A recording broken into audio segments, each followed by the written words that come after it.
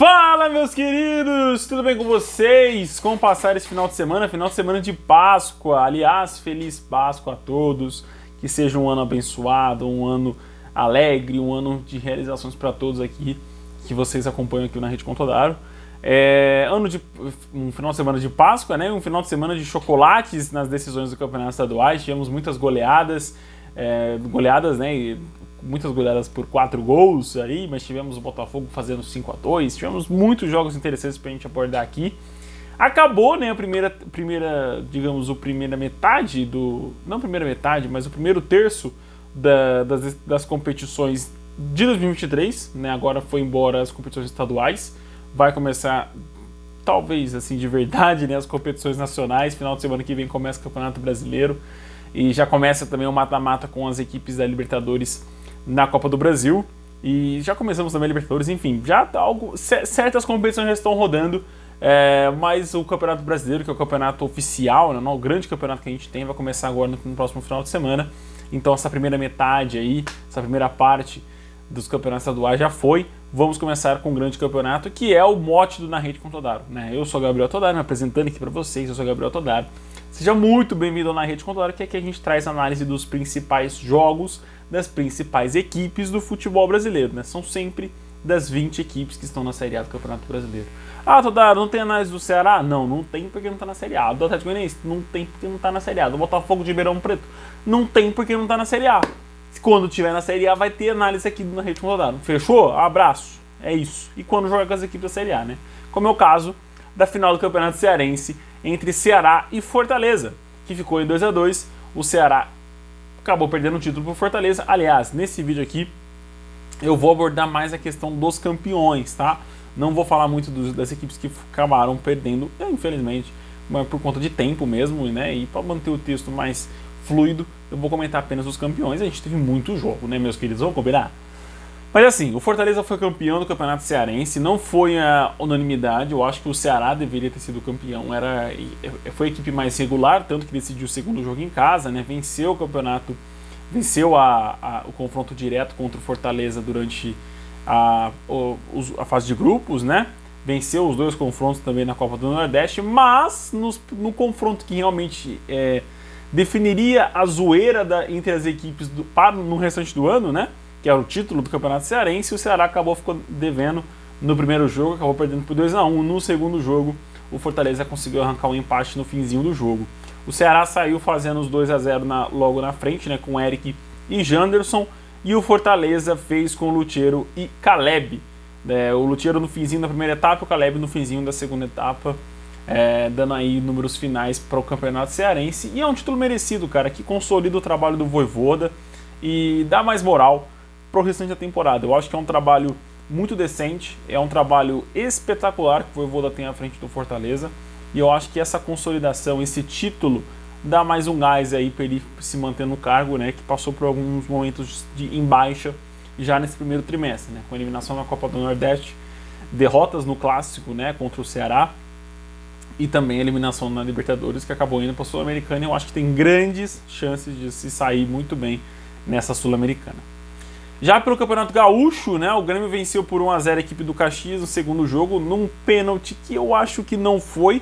E aí eu vou dizer, eu acho que o Grêmio poderia ter feito, como fez, né, 1-0, mas poderia ter feito 1-0 sem necessidade desse pênalti, que na minha opinião não foi. E se for para marcar o mesmo lance em todos os jogos do Campeonato Brasileiro, Copa do Brasil, Libertadores e outros campeonatos que existem no mundo, cara, vão ter 14 pênaltis por rodada, né? Lembra que a gente tem 10 rodadas depois do Campeonato Brasileiro. Vão ter muitos pênaltis, porque, na minha opinião, o Suárez se joga, né? Ele sente o contato na altura do peito, mas ele dobra o joelho e se joga. Foi um lance que, durante a partida, de frente para a jogada, o Voaden deixou seguir e foi amparado pelo VAR, que mandou voltar atrás, e enfim, né? E aí, quando chama o árbitro para a cabine, dificilmente ele mantém a decisão. Já vamos até falar um pouquinho do Campeonato Paulista daqui a pouco, mas o Grêmio venceu, era mesmo a equipe favorita para ser campeão gaúcha, só não é campeão invicta por conta da derrota contra o Ipiranga, né, que foi uma senhora derrota, mas o Grêmio conseguiu igualar na arena do Grêmio, né, no segundo jogo, e levou para os pênaltis, onde o Grêmio conseguiu classificar para a final. Mas o Grêmio, enfim, discutível, né? Foi a equipe mais bem consolidada na fase de grupos, no mata-mata também soube se superar as adversidades, sem pancadaria, sem briga. Mas o Caxias fez um excelente campeonato, tá de parabéns, mas parabéns ainda para o Imortal, que é campeão gaúcho. Pelo Campeonato Mato Grossense, aquele comentário mais rápido e seco que eu vou fazer do campeonato, deu a lógica, o Cuiabá foi campeão, 1x0, gol do Mateuzinho no agregado, 3x0, sem chances para a União Rondonópolis. Que é isso, cara? Que aula que eu dei agora de comentário, né? Mas o Cuiabá foi monstro, foi mesmo a melhor equipe da competição, merecia esse título do Campeonato Mato Grossense. Eu acho que se perde pro União Rondonópolis aí nesse segundo jogo. Ia ser uma vergonha, ia ser uma zebra inesperada e, no mínimo, preocupante pro Cuiabá, né? Que já é um dos meus favoritos para ser rebaixado no Campeonato Brasileiro. E perder um título estadual, né, vencendo a primeira partida 2x0 em casa, eu acho que ia ser perigoso, né? Mas a gente vai falar de um outro título do outro time que aconteceu a mesma coisa que isso. Mas o Palmeiras foi campeão paulista em cima do Água Santa, né, no segundo jogo no Allianz Parque, repetindo o feito do ano passado, quando foi campeão em cima do São Paulo, jogando no mesmo Allianz Parque, pelo mesmo placar, né, 4x0 contra o São Paulo, 4x0 novamente em cima do Água Santa. Gabriel Menino 2 vezes, Hendrick e José Lopes, o Flaco Lopes, fizeram os gols, né, e fecharam a conta do Campeonato Paulista, dando o 25º título estadual para o Palmeiras. O Palmeiras está a 5 títulos atrás do Corinthians, né, que é o maior campeão estadual, maior campeão paulista, na verdade, né, maior campeão estadual é o ABC. Mas o Palmeiras consegue esse título, acho que de forma incontestável também, né? O Palmeiras jogou muito bem contra o Fortaleza nesse segundo jogo, superando, obviamente, o jogo de ida. É que eu acho assim, né, o jogo de ida do Palmeiras foi bem no primeiro tempo, mas cochilou, dormiu, sentiu demais muitos fatores, talvez, o calor de Barueri, o gramado de Barueri, enfim, várias coisas que podem ter influenciado o primeiro jogo do Palmeiras. Mas nesse segundo jogo a equipe foi muito bem, teve um primeiro tempo avassalador e foi campeão no primeiro tempo, né, fazendo logo 3x0, revertendo e dando vantagem no agregado. E no segundo tempo apenas fechou o caixão com José Lopes. O Água Santa fez um campeonato decente, mas, cara, dificilmente seguraria a barra de parar o Palmeiras no jogo da volta, que era óbvio que ia vir com um caminhão sem freio aí para cima do Água Santa. Méritos totais do Palmeiras de Abel Ferreira, que conseguiu desvencilhar aí a boa defesa do Água Santa, principalmente nesse segundo jogo, né? Que eu acho que é onde talvez a defesa do Água Santa teria que estar mais sólida, e foi logo tomando 4x0 aí, primeiro chocolate domingo de Páscoa. O segundo chocolate domingo de Páscoa foi o Botafogo vencendo por 5x2 a equipe do Audax do Rio de Janeiro, né? Conquistando assim a Taça Rio e também a vaga para a Copa do Brasil do ano que vem, né? Lembra que o Botafogo estava naquele limbo, né? Se sabia se ia ou não conquistar a vaga para a Copa do Brasil no ano que vem. O Botafogo conseguiu vencer aí a equipe do Audax e conquistar, né, a Taça Rio do Rio de Janeiro, obviamente na Taça Rio, que antigamente era o retorno do Campeonato Carioca, hoje é a taça, né, o campeão, que é disputado entre o quinto e o oitavo colocado, se eu não me engano, na tabela do Campeonato Carioca, a Taça Guanabara, né, que é outra taça também. Enfim, se você joga no Rio de Janeiro, você tem 3 chances de ser campeão, e o Flamengo perdeu as 3. Mas enfim, né, o Botafogo venceu por 5x2, 2 gols do Lucas Fernandes, 2 gols do Gustavo Sauer e 1 gol do Felipe Sampaio. Romarinho e Julinho fizeram os gols do Audax Carioca e do Audax Rio de Janeiro, no agregado um escachapante 7x3.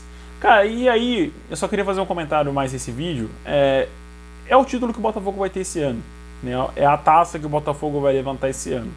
Infelizmente o time está passando por um processo de estruturação que muitos torcedores e muitos jogadores talvez não tenham entendido a importância de você conquistar essa taça, né? E conquistar taças ao longo da temporada.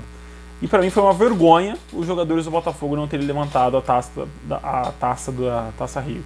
Para mim foi uma vergonha mesmo, uma total falta de respeito contra o Audax, que acabou de ser campeão, contra as outras equipes que o Botafogo venceu, né? A Portuguesa Carioca, por exemplo, a Portuguesa do Rio de Janeiro. Para mim foi uma vergonha, né? Pegou muito mal. Pelo Campeonato Goiano, o Goiás venceu e igualou o agregado, mas perdeu nos pênaltis por 4x5, né? Por 5x4 para o Atlético Goianiense. O Atlético Goianiense conseguiu o bicampeonato também goiano, né? Luiz Fernando fez o primeiro gol do jogo, o primeiro gol do Dragão, mas Alisson, Vinícius e Julian Palacios fizeram os gols do Esmeraldino. Foi para os pênaltis e por conta de uma cobrança com 2 toques, né, que acabou sendo marcada como errada, né, para o Goiás, como se o Goiás tivesse errado a cobrança, o Dragão foi lá e fez a sua última penalidade com o próprio Luiz Fernando, com o Bruno Tubarão, e aí o Dragão acabou sendo campeão goiano. Cara, o Goiás é isso, né, uma equipe que passa por muitos altos e baixos ao longo da temporada, e esse vice-campeonato no Campeonato Goiano só consolida isso cada vez mais. Eu falei que era muito difícil, a equipe conseguiu fazer o difícil, que é virar o jogo e empatar no agregado, mas perdeu nos pênaltis com uma cobrança bizarra dessas do lateral. Esqueci o nome do lateral, gente. Mas enfim, perdeu nos pênaltis. O Atlético foi campeão em cima do América Mineiro por 2-0, né? 2 gols do Hulk, um deles foi de pênalti logo no comecinho, no meio da primeira etapa.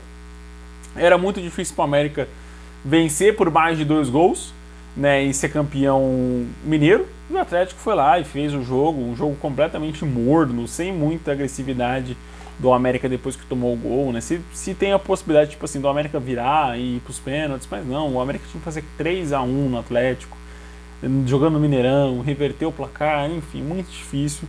O Campeonato Mineiro é uma piada com esse regulamento.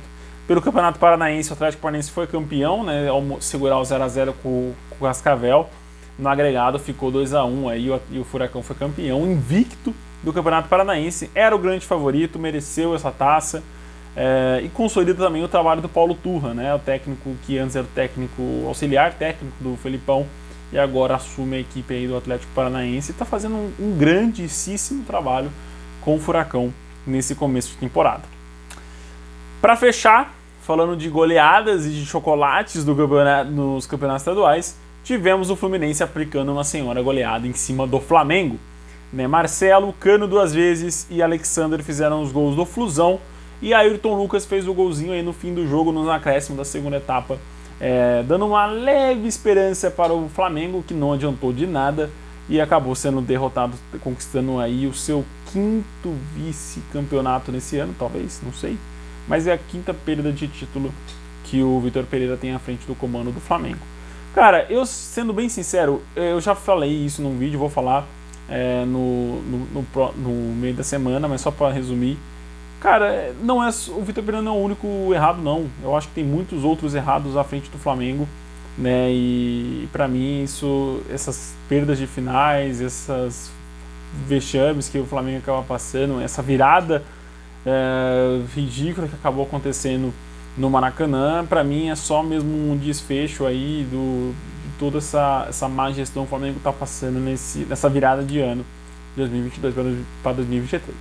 Mas coroa um excelente trabalho do Fernando Diniz e da própria gestão do Fluminense, que bancou e contratou jogadores experientes para estarem conquistando esse campeonato estadual e fazendo um bom início de ano. Vamos ver como vai ser, como vai durar esse trabalho do Fluminense. Ano passado passou por muitos altos e baixos do Campeonato Brasileiro, principalmente por conta das lesões e de não ter um bom elenco, né? Não um bom elenco, mas um elenco com saúde, talvez, para aguentar as 38 rodadas do Campeonato Brasileiro, mata-mata de Libertadores, mata-mata de Copa do Brasil e decisão meio de semana sim, meio de semana também. Então vamos ver como que o Fluminense vai lidar ao longo dessa temporada. Fechou, meus queridos? Esse foi o vídeo de hoje. Agradeço demais a presença de vocês até aqui. Forte abraço, fiquem com Deus e até o próximo vídeo. Tchau, tchau!